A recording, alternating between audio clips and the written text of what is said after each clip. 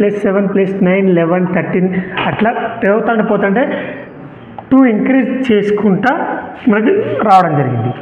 ఇదే సిరీస్లో మనకు ఎప్పుడైనా సిరీస్ ప్రాబ్లమ్స్ కాంపిటేటివ్ ఎగ్జామ్లో మనకు ఇచ్చినప్పుడు ఇవి అంటే చిన్న చిన్న అంకెలు ఉన్నాయి, ఓకే, పెద్ద అంకెలు ఇస్తారు. అప్పుడు ఎలా చేయాలి?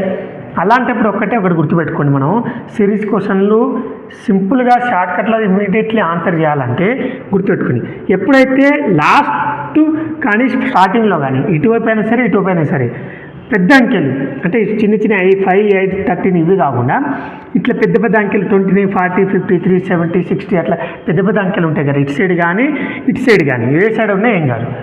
దాని డిఫరెన్స్ ఎంతలో వస్తుందో చూసుకోవాలి. అంటే తక్కువలో ఉందా, ఎక్కువలో ఉందా, తగ్గించిందా, ఇంకా బాగా పెంచిందా అనేది అదొకటి గుర్తుపెట్టుకోవాలి. తొందరగా క్యాచ్ చేయాలి.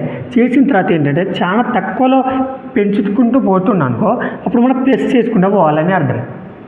సో మళ్ళీ చాలా తక్కువలో తగ్గించుకుంటూ పోయింది అనుకో, పెద్ద అంకెల నుంచి చిన్న అంకెల లెవెల్లో తగ్గించుకుంటూ వచ్చింది అనుకో, అప్పుడు మైనస్ చేయాలని అర్థం. ఇంకోటి, ఇదే సిరీస్లో 29 40 53 ఇంక ఇట్లా పెంచుకుంటూ ఇంకా హెవీ అంకెలు రావడం జరిగింది అనుకో, చిన్న అంకెల నుంచి పెద్ద పెద్ద అంకెలు రావడం జరిగింది, అప్పుడు ఇంటూ చేయడం అర్థం చేసుకోండి, క్యాచ్ చేసుకోవాలి ఇంటూ అని. దాని తర్వాత ఏముంటుంది, ఇక ఇంకా పెంచుకుంటూ పోతే డివిజను, ఇంకా పెంచుకుంటూ పోతే స్క్వేర్,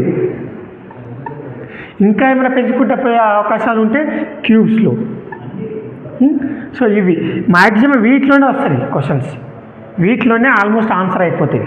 సో ఇవి అనేది క్యాచ్ చేయాలి. మనం ఇమ్మీడియట్లీ క్వశ్చన్ చూడగానే మన మైండ్లో ఎక్కాలి, ఇది ప్లస్లో వస్తుంది, ఇది మైనస్లో వస్తుంది, ఇంటిలో వస్తుంది అని చెప్పేసి ఇది క్యాచ్ చేసినాం అనుకో ఇమ్మీడియట్లీ ఆన్సర్ చేసే అవకాశం ఉంటుంది.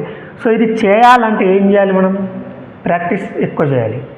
సిరీస్ లెక్కల్లో ప్రాక్టీస్ ఎంత చేస్తే అంత క్వశ్చన్లు మనం చూడగానే క్యాచ్ చేయవచ్చు. ఇది ప్లస్లో వచ్చేస్తారని, స్క్వేర్లో వస్తారని, మైనస్లో వస్తారని.